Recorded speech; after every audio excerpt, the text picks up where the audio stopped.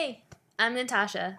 I love making things with paper, so when I found out that I could embed electronics into my creations, it blew my mind. Last summer I made this heart pop-up card as part of a workshop that I gave, and we had a really great time making the cards, but I realized that the hardest part was cutting out all of the pieces correctly so they could be successful. I decided to make a kit that I call Circuit Sentiments that will come with all of the shapes needed to make the card and all of the electronics, so you're free to just start folding and seeing how the shapes and the circuit works.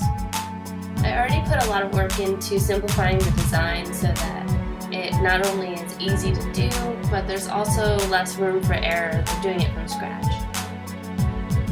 The second half of this project is creating a set of instructions online that will walk you through the process of creating each design. I'll take the time to set up great shots for each step so that the instructions are clear and can be followed by anyone.